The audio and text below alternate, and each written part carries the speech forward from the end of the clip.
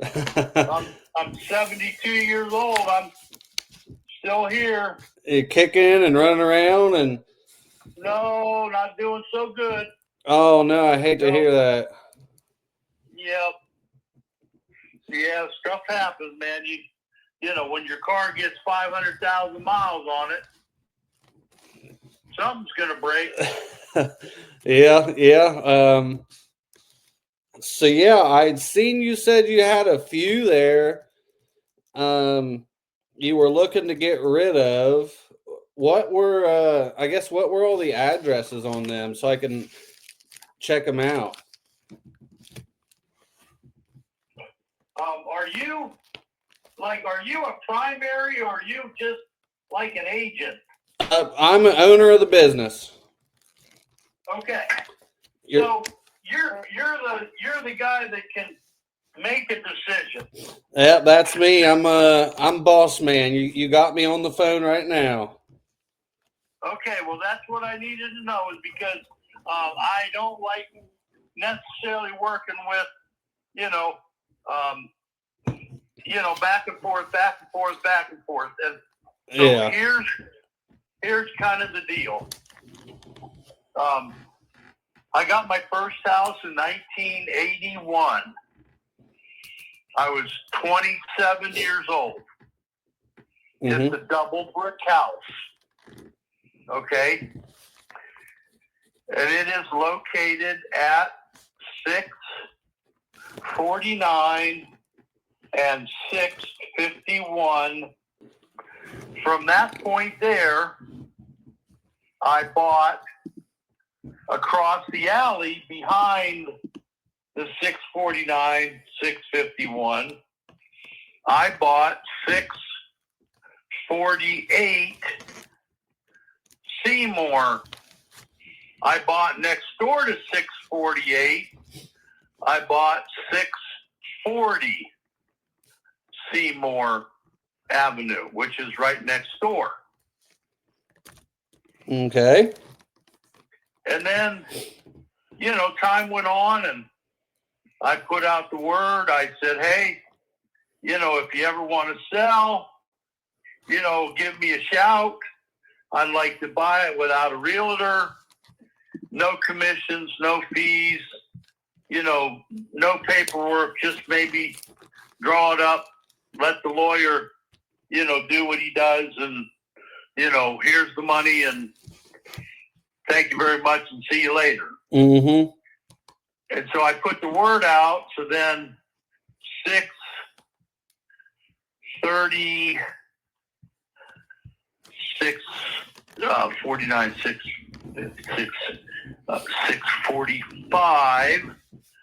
645 Fairwood Avenue, and then 635 Fairwood Avenue, and then 631, 629 Fairwood Avenue. So boom, boom, boom, boom, boom. From 651, I bought like 4 or 5 properties right adjacent to each other. Yeah, sounds like you own a couple streets there. Right, and then over on Seymour, then I bought 640, and then I bought 632 Seymour, and then I bought 618 and 620 Seymour. So in other words, I went down that street. So now the only thing between those properties is a city alley. Okay. Which they tell me is you can vacate it if you go to the city and go through the right process.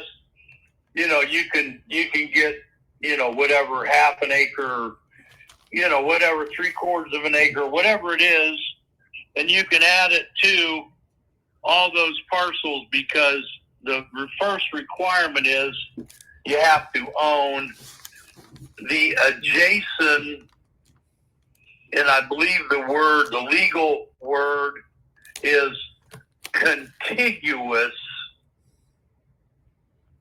to the alley. Okay. And then that way, like some of these bigger developers, they'll end up buying, 8 or 10 parcels, and then they retire the alley, and then they tear down all the building structures, and then they build a skyscraper. Yeah. Or they build an apartment complex. Yep. Yeah, I got some buddies that do that in Texas. Well, okay. All right. So that is the last person that made me an offer. That's what they did, because I have about 2.5 acres. Okay. When you add up all of the parcels, that are all contiguous and they're all adjoining. And so all the vacant lots, there's 3 doubles, 4 singles, and 5 vacant lots. And all that added up together, if you vacated the alley, the estimated acreage is about 2.5 acres. And it's zoned multifamily. So if somebody wanted to build like a 4-story, 50 unit, 75 unit apartment building, it would be perfect for that. Okay, now on the so the homes, like the doubles and the singles, are they all like tenant occupied right now, or? No, I am welfare daddy. My children live with me. Okay, so all I these. cheap rent. Okay, so your family's renting these? No rent. Okay.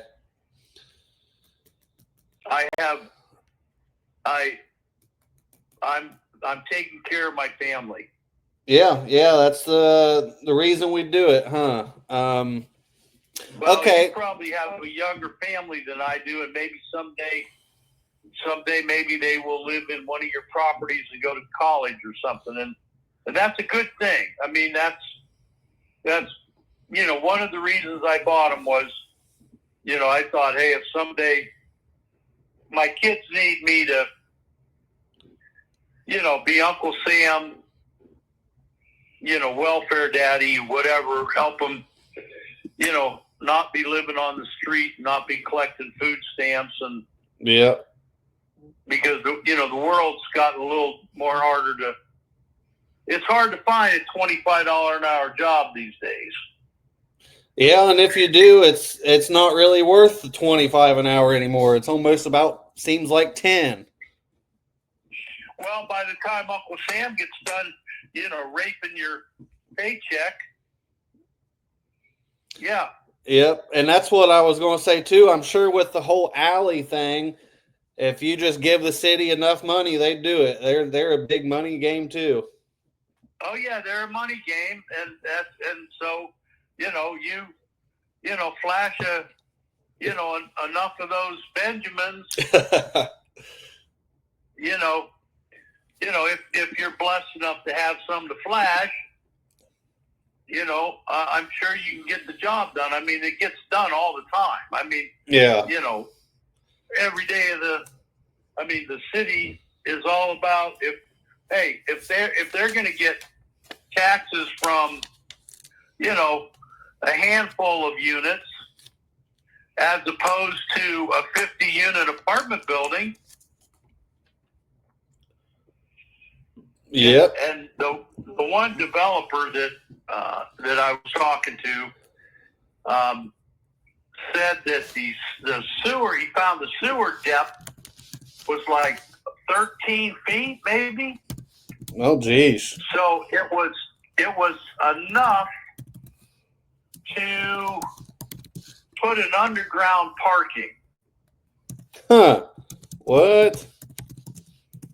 So in other words, it was deep enough to have parking underneath the building. So in other words, a parking garage. Yeah. That's crazy. Could be underneath, and the maximum height is 45 feet. Okay. In this zoning area, without getting a variance. Mm-hmm. Okay. So If that'll give you a little bit of information to, think about that. I think 45 feet. Would that be a 4-story building? Roughly? Yeah. I believe so. I mean, if you went into the ground, if you're able to go into the ground and still use the existing sewer line,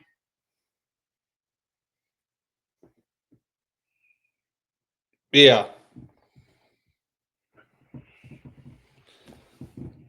You there? I can't. That's all. That's a different world. I don't live in that world of big development. Yeah, I don't either. We do the only development we do personally, like I said, I have buddies that do it, but I work closely with some solar farm developers, but other than that, and I'm not super involved in that. I just try to get land for them, but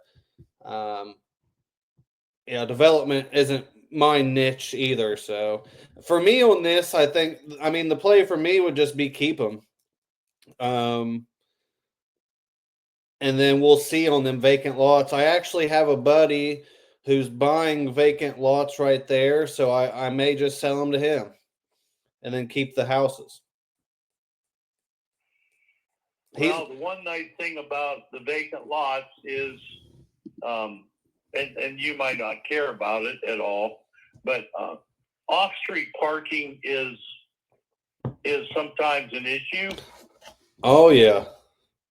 And so, because I do have the vacant lots, my children have enjoyed, the convenience of having off-street parking. Oh, I completely agree. That to me makes a world of difference if I live somewhere. My fiance, she does hair, and she just moved to a new salon, and they don't have off street parking, and then that's what made me realize how important that is. Yeah, it's huge. I mean, the inconvenience of not having it after we've been spoiled, because that's partly what I did. I not only bought the neighboring house, but if there was a vacant lot, I also bought all of the available vacant lots. So now technically, if you look down from a bird's eye view, like a flyover, what you would see would be, you would see that I own literally exactly 50% and a little bit of an entire city block. Yeah, that's what I was saying. It sounds like it, and that's awesome. That you were able to do that. Honestly, Well, it took me, like I said, you're a much younger man, and I'm 72. But I started at 27, and it really just kind of happened. I can't really brag about that I was such a genius, that I thought it all through. But, when a vacant lot became available, it just seemed reasonable to me to go ahead and buy it, because at the time they were small dollars, and so it wasn't that much money, and then it motivated me also that, the houses that did have occupants next to me, back in 1981, they were all black, and they were all basically hostile towards me as a white man for moving into the neighborhood and buying some houses. Oh no. And so, they were like, "Hey, this is our neighborhood. Yeah. What are you doing in my neighborhood?" And I said, "Well, to be honest with you,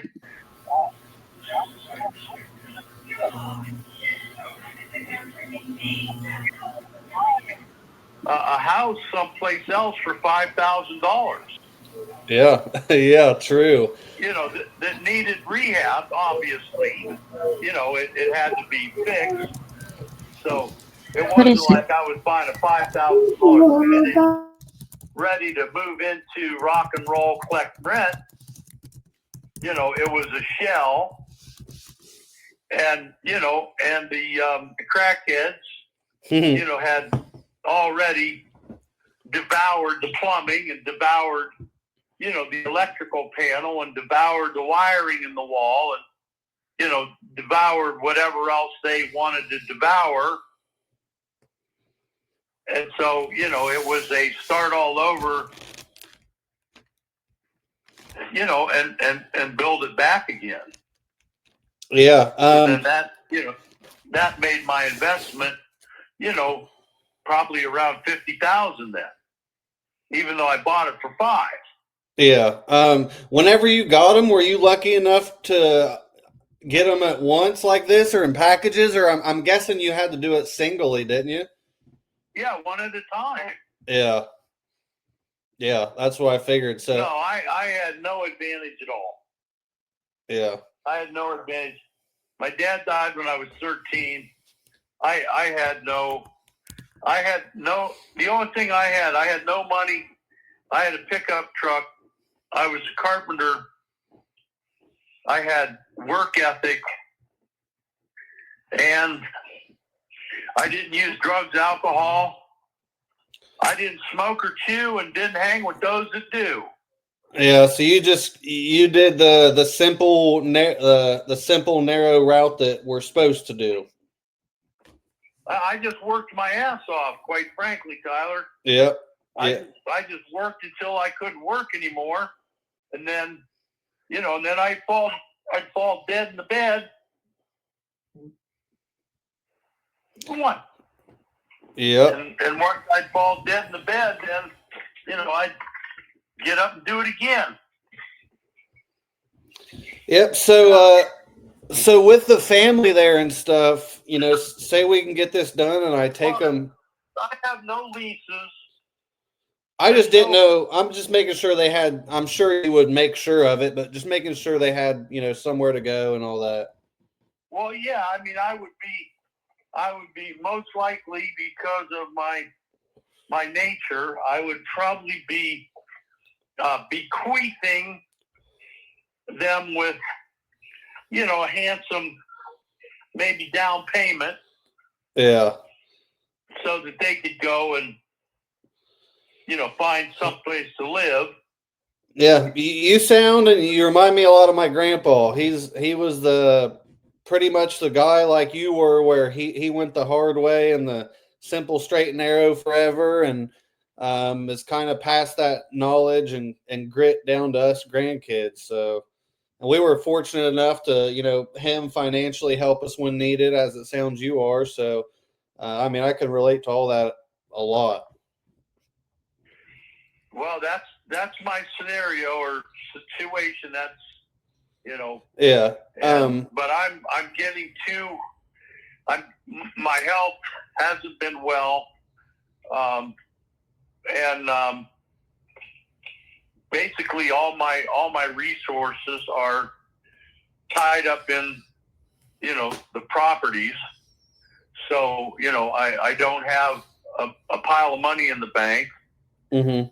And, so, basically everything I own is in these houses and vacant lots. Okay. And I assume with them living there, I mean, they're in decent shape. Oh yeah. They're in very respectable shape.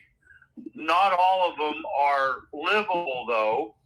Okay. There are a couple of them that are basically they are shells. Okay.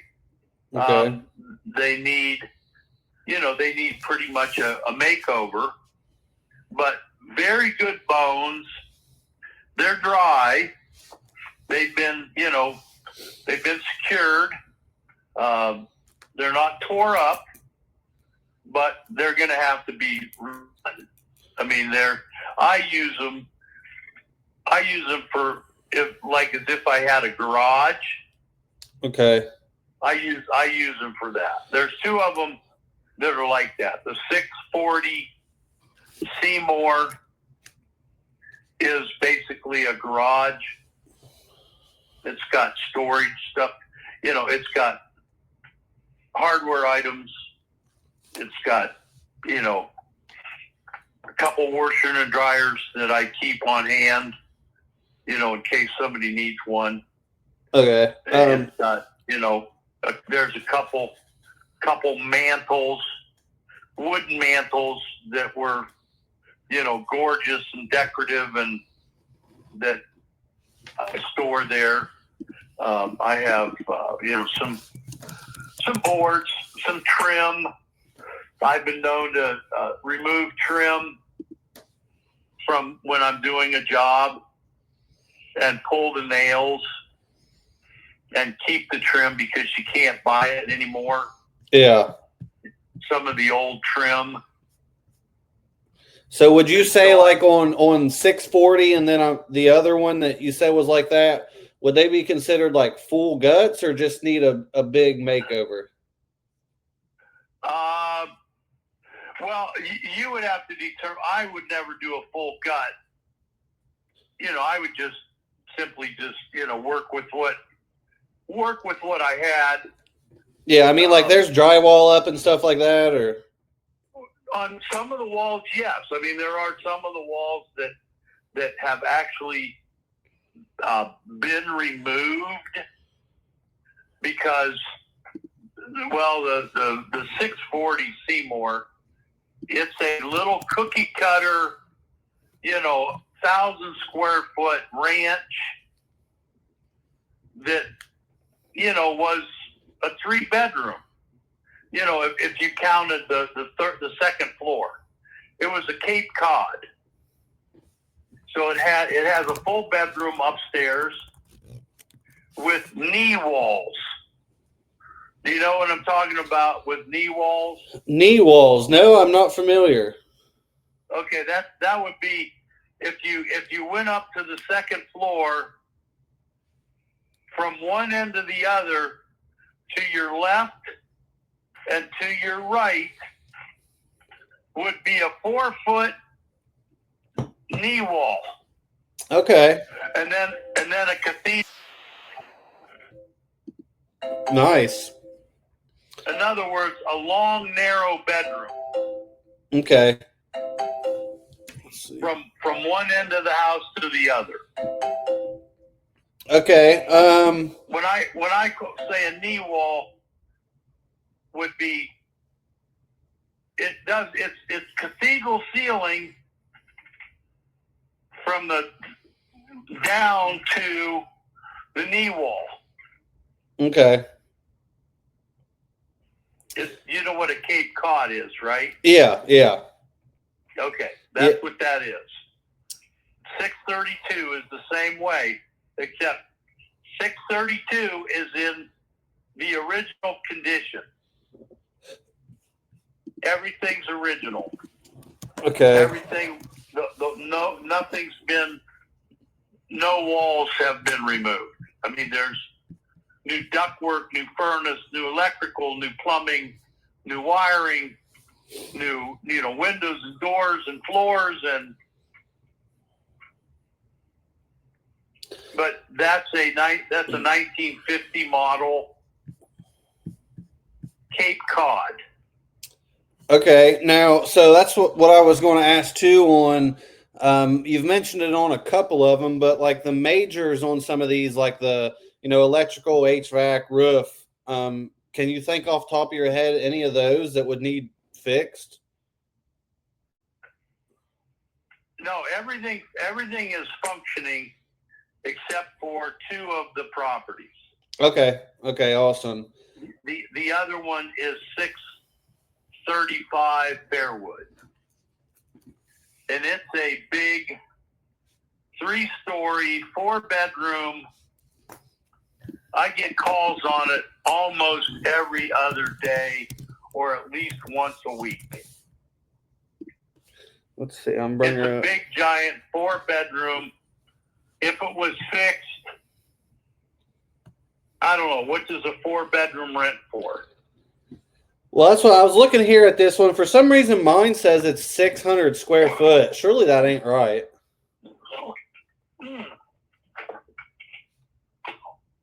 On which one? 635 Fairwood. 635. It's 600. That's what it says here, but it could very well be wrong, and I'm guessing it. Probably it's more like I would say 600 feet per floor.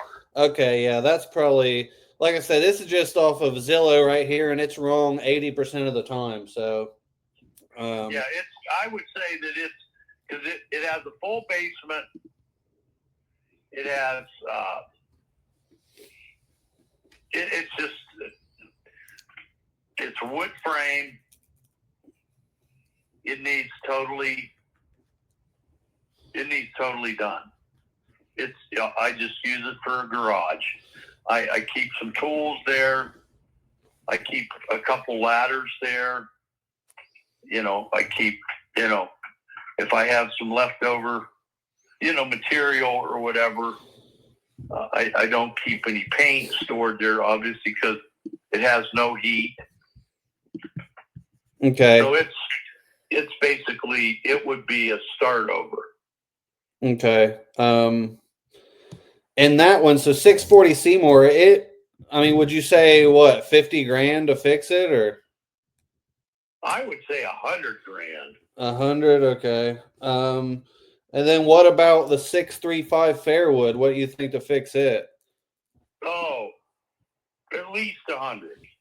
Okay. I mean, you could have new furnace, new hot water tank, new plumbing, new electrical, some new windows. Although I did get some new windows from Habitat for Humanity. Mm-hmm. A friend of mine was going to donate. Actually, what happened was he ordered a bunch of windows, and when the order came in, the order was wrong, and the window manufacturer told him to go ahead and donate them to Habitat. They were brand spanking new windows. Vinyl, screen, double hung, and they just said they didn't want them back because they were custom made. So I retrofitted them to my window openings. Nice. And I still have a half a dozen of them from that process that are in 635 Fairwood that could be used, but you would have to retrofit the opening. Yeah. In other words, they're not just going to slide right in, which is what this guy, friend of mine that does rehabs, he ordered them so that he could just tear out the old sashes and slip a new replacement window into the existing hole. Okay. Yeah, makes sense. And they didn't fit.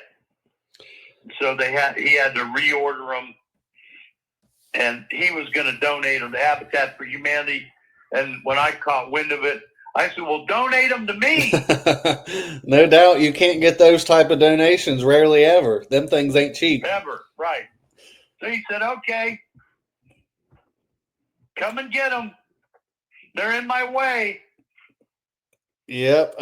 So we got So on 640 Seymour and 635 Fairwood, it's safe to say rehab is somewhere around 220 between them. I would say, and that would be an estimate. Okay, yeah. You would want to sharpen your pencil. Yeah. If you do that kind of stuff, because the one house, the 635, one of the reasons that I was able to buy it for $6,000 was because the lady that lived there had let her son live in it, and he decided that he would stay with his girlfriend during the winter, and he shut the heat off. Oh. And the pipes froze. He thought he could save a few nickels, and it ended up destroying his mother's house because the water ran for a couple $1,000 water bill. Oh my. And it buckled all of the hardwood floors on the first floor, and it caved in part of the ceiling that was underneath the bathroom. Okay, yeah, that's something I've learned is you might as well put out some money and do it right the first time, because it's going to cost double if you try to pinch pennies. Yep, and if you have a good crew that that you trust, they can come in. They can do amazing things in pretty much a short period of time. Yeah. They can whip it into shape in no time, and then you can start turning some money. Okay, so we got this. I'm sure that's probably, if you're thinking of keeping them, that would be your motivation would be just, get them fixed, get them rented. And I would even recommend, not selling the vacant lots. Yeah. Just because the joy of having off-street parking and even having a side yard where you can raise a garden, you can have, an above ground swimming pool, a swing set, just room to have a picnic, room to have a few friends over. I mean, I actually hated German Village because there was no parking. People were fighting over visiting their friends and relatives during the holidays because they had to park a block and a half away. And they would actually get into fisticuffs over who owns, the postage stamp parking lot or parking space in front of the house that you're paying a lot of money for and a lot of property taxes. Mm-hmm. And then you get somebody that sees a spot. Oh, okay, I can park here. It's on the city street. Yeah. And now you've got a homeowner that's really ticked that you parked in front of his house. Yep. Then it's a spiral down from there. And it's just a hateful, grievous, to me, it's a social disruption of peaceful coexistence and tranquility. Yep. 100% agree. And I hate it. And that's why I've never sold any of the vacant lots, even though, they sell, pretty quickly because somebody wants to build a 200,000 and up house on it in this area now. Yep. Speaking of the parking stuff, so I'm about an hour south of Columbus. And so luckily I don't have to worry about that. Are you down in Portsmouth or No, not that Macon far. County or? So I am in between Chillicothe and Jackson. Okay. Yeah, so about an hour Yeah, south of Columbus. Chillicothe is straight down 23, right? Yep, straight down. Yep. I've been there. I've been there before. The pumpkin. That's Circleville. Festival. Oh, Wait, that's Circleville. wait. Okay. Yeah, that's Circleville. A little more south, but yeah. A little more south. Yep. It used to be the Ohio State Capitol. Did you know it was the capital twice? I didn't know twice. Yep. But I did know that it was the capital of Ohio back, years and years ago in the history books. Yeah, it was. So it was actually Ohio's first capital, and then it was Ohio's third capital. I don't know what second was. I guess I need to look that up just to see. But yeah, it was first and third. Okay. Yeah. So yeah, we got through these big ones, and on rehab, the other ones, I'm guessing. I mean, they sound pretty decent. I mean, maybe just some paint or something. Yeah, mine are all of the bones and the major stuff. Is nice because my sons live in them, and they've basically taken it upon themselves as a gesture,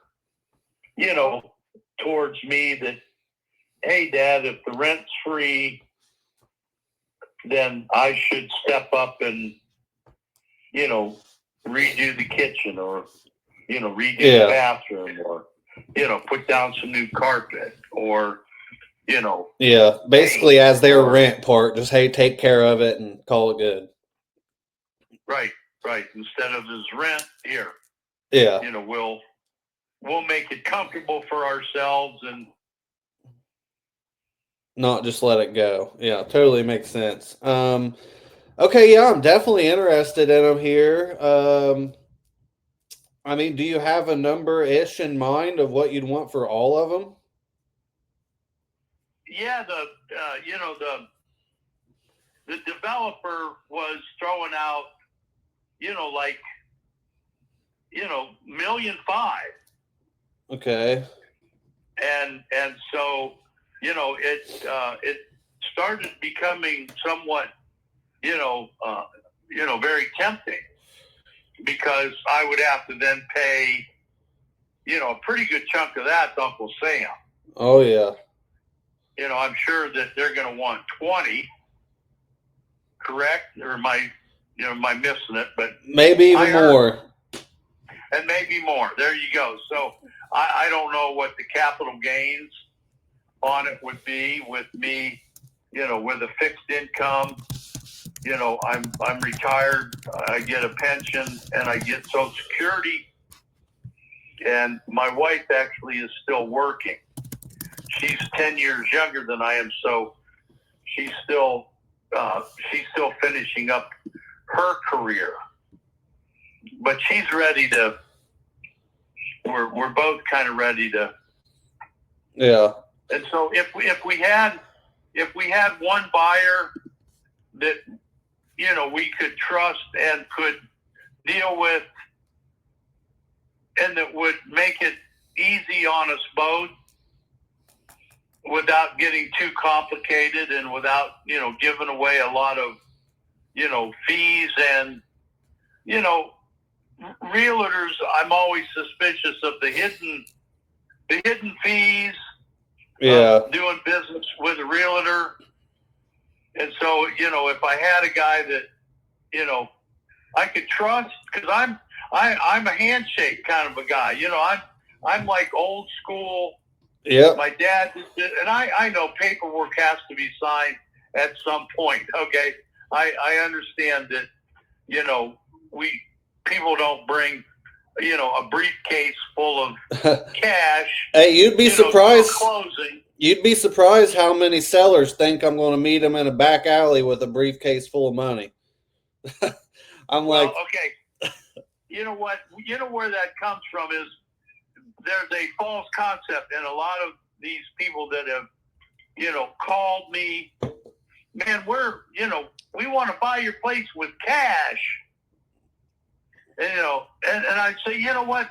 It's not good to start off any relationship with telling lies. Yeah. Because you're not going to pay cash. It's illegal. And at the closing table in the title office, where all the papers have to be signed, it has to be a verifiable check. Yeah. A cashier's check, right? Yeah, or a wire. Yes. With verified funds. Yes. So us, we quote unquote do cash, but it's not a briefcase. When we say cash, we mean a wire or a check. Okay, but a lot of people, they don't understand that, and it's somewhat even a little bit deceptive in the way that, now, I do know for a fact that Amish people, when they buy a neighboring farm, their habitual real estate purchases are, they always buy the farm next to them. Yep. In every situation. Yeah, we got a whole lot of Amish here where I'm at, and they're just growing and growing and growing, and now they got businesses down here. I mean, it's not a bad thing, but they are definitely. We got a lot of them. Well, and if they can buy, the farm next to them, they do show up with cash. Yeah, and if I remember right, they don't pay taxes, do they? No, it's all in it's all part of their religious practices. Yeah, that's what they show up with, it's called cash on the barrelhead, because usually what they do, it's an old way of doing it. When they go to an auction, which usually some farms are auctioned off, they'll have 5 or 6 shotguns and the guy with the bag of money. Huh. The briefcase. I'd never heard that. Oh, yeah. And they show up with 5 or 6 shotguns, 5 or 6 men with shotguns, and the one guy that's carrying the briefcase with the Benjamins. Yep. Yeah. And when they do the deal, they all stand around the guy counting the dollars. Yeah. Now, it might have changed a little bit. It's funny. So there used to be a show, and maybe it's still around, but it's based in Ohio and maybe Pennsylvania. I think both. But it was called Amish Mafia, and it was insane. Just about basically this different side of the Amish, certain people, But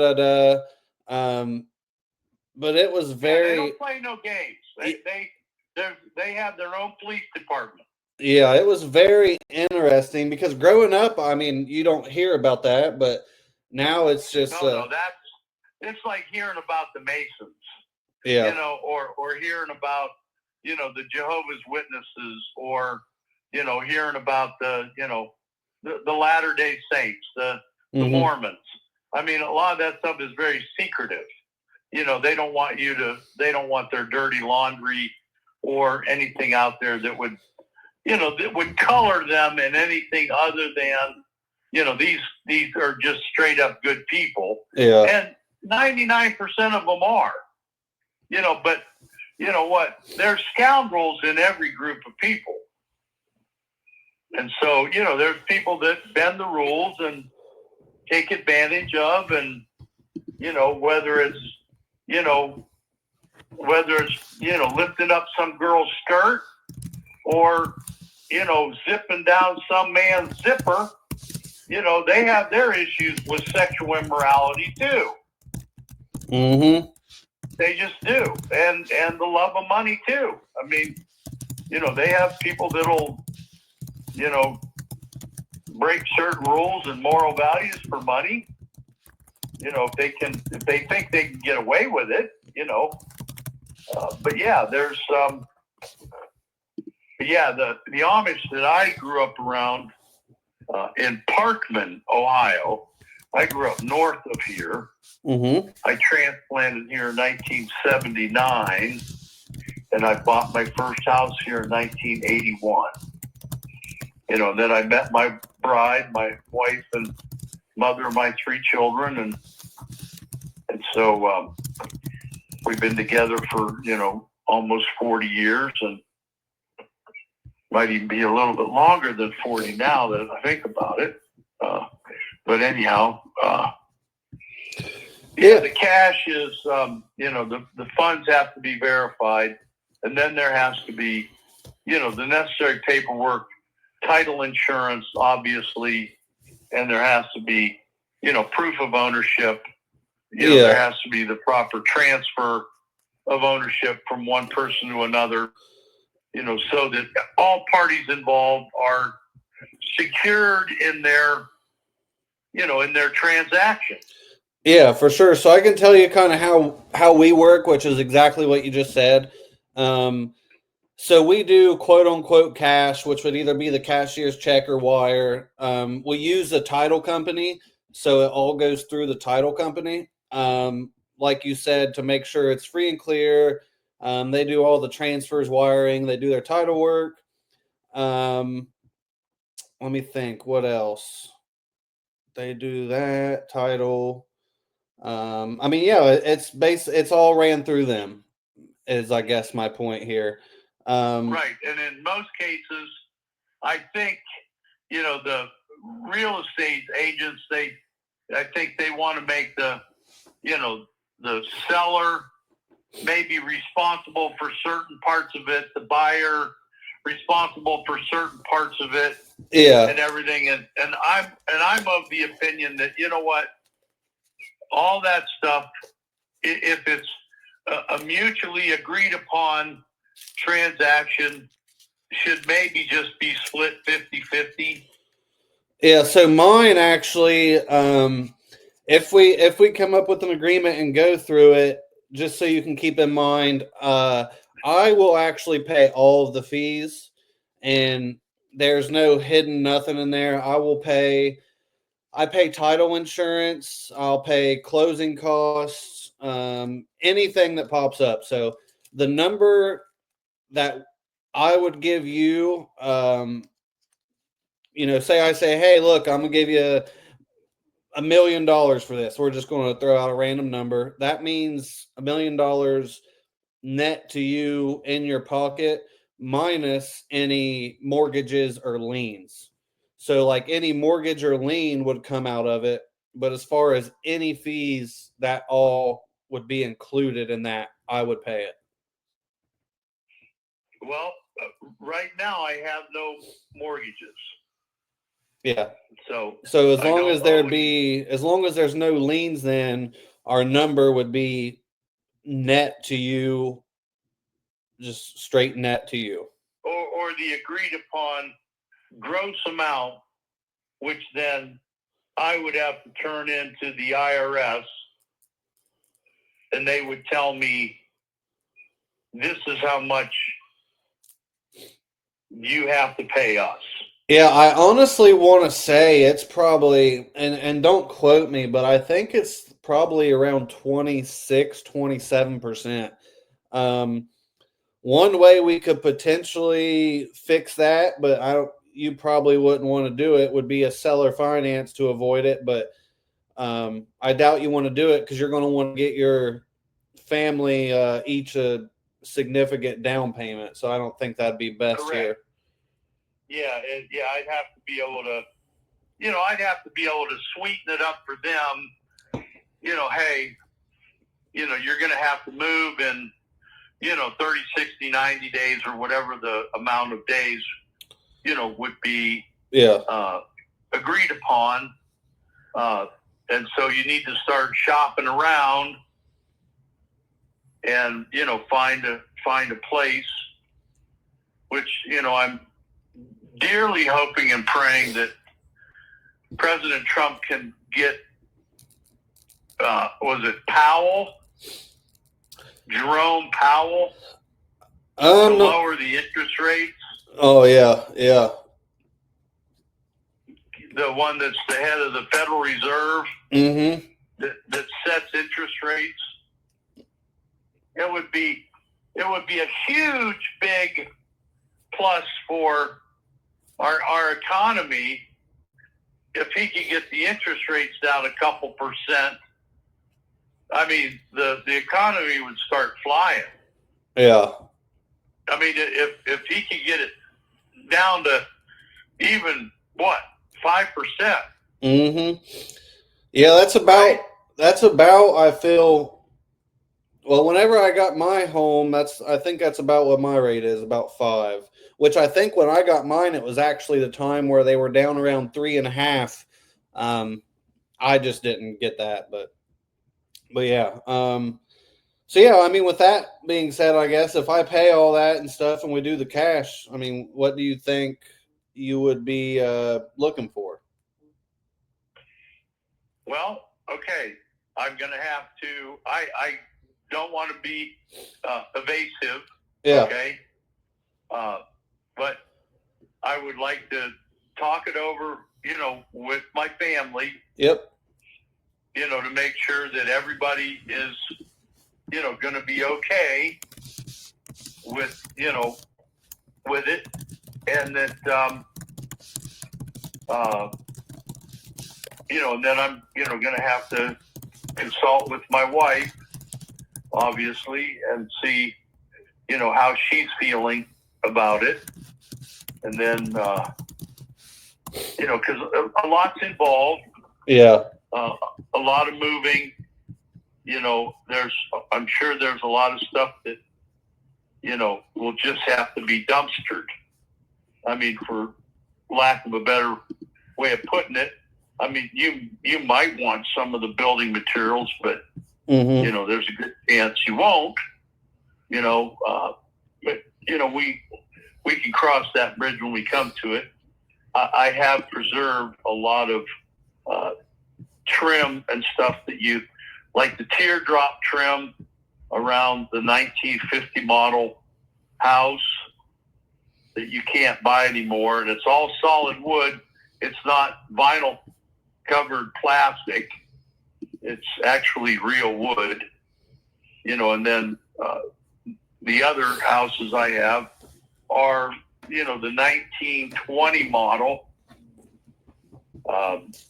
which is all wood, all solid wood, the wide baseboard trim, around the doors, the Victorian trim around the doors with the rosettes, at the top. A lot of that stuff it's hard to find. That's what I was going to say. A lot of people rip that out, but I personally like old school stuff. I appreciate it. I mean, the last house that I've been working on here lately is the 618 and the 620 Seymour Avenue, which is a double brick built in 1920. And I have tried to preserve the original trim and the original feel, of the house. The spindles up the staircase, the wide trim everywhere you go, the hardwood floors, even though the hardwood floors on the second floor are maybe not so repairable, and they're the bedroom area. So chances are that would probably, anybody that would be like myself would probably want carpet, just because it's the bedroom. Mm-hmm. It would be warmer. So, But the downstairs, I finished the hardwood floors in the living room and have gone to great lengths to preserve the trim and the stuff, that when I bought the house, that the window trim around the windows, the big wide trim, and I really like that kind of look. And they're doing that up in New Albany. All the new houses, they're built with the big wide trim. Mm-hmm. That Georgian Victorian look, very popular. Oh yeah, I like it. Popular. Yeah, especially with people that that have enough money to do it that way. Mm-hmm. The track houses, you just get what you get. And Yeah. Chances are it's plastic. Yeah. Covered with vinyl. Yeah. Okay, well, sounds good. I'm glad we got to meet and talk, and I'm glad you introduced yourself, and that that we've had this opportunity to talk. And you know what, Tyler, if you're the right man, then you know what, then I'm going to have to say it like this. Then God sent you. Oh yeah. Because I've been praying about what to do because of my failing health. Yeah, well, I'm a man of big faith too, so I fully believe that. I fully believe it. And I just even this morning I said, honey, I think we better go buy me a burial package. Oh no.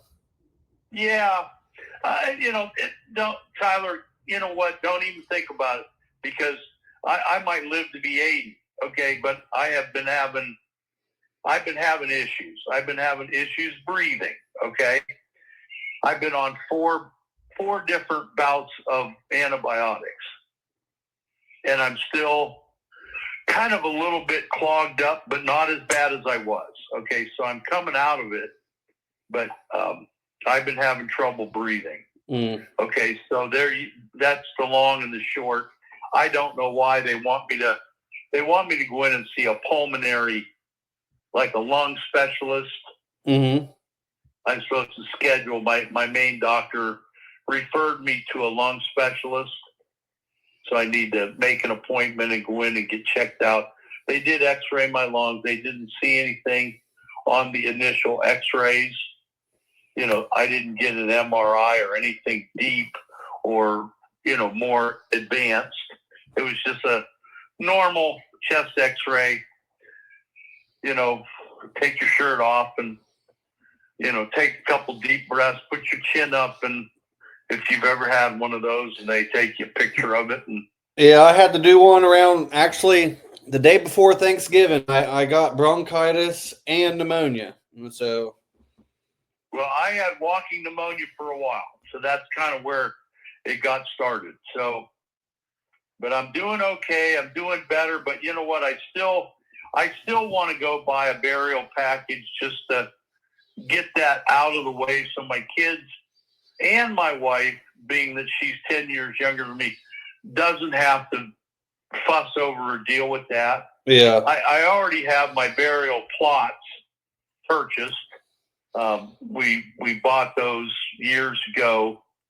So that's already taken care of. That's a done deal. So now we just need to work out, the funeral arrangements kind of end of it, the embalming, the kind of casket, the kind of vault. Yeah, just takes the stress off them, really. Yeah, that's what I want to do. I don't want it to be stressful for them at all. Yeah. So that's my goal, is to take care of them, which has been that's been my life goal, Tyler, with my kids, is try to do the best I can to provide and take care of. And, it says in Proverbs, if you're a man of faith, you've probably read Proverbs and you've probably read the Psalms. And yep, it says a good man leaves an inheritance for his children's children, mm-hmm. which means 2 generations. which means that's a little bit of a chunk, Yeah, yeah, right? And so it sounds like your grandfather might have been, living maybe that same dream as I have. When I read that, and I prayed God that, for me to be able to leave an inheritance for not only my children, but my children's children, you're going to have to bless me. yeah, More than just a paycheck job. There's going to have to be more to it. And I think it ended up being that, he blessed me, with these houses that I was able to, do a lot of construction work to, and, paint them up and fix them up and put them back in working order. And yeah. I mean, sounds like you're right on path, honestly. I hate to rush though. I got another call here in a minute. It's okay, Tyler. It's been a blessing to talk with you and to meet you on the phone. And so, yeah, you want me to just maybe give you a call next week or something, or? Sure, absolutely, yeah. Text me or call me or something, and we'll keep the lines of communication open. Yeah, sounds. I have a little picture of the plots that are all contiguously oriented. That if I could find it in one of my older text messages, I could go ahead and forward it to you. Yeah, that'd be perfect. Anything you got with? Then you'll have a visual. You'll have kind of a bird's eye visual of what you're looking at. Yeah, that'd be perfect. Okay.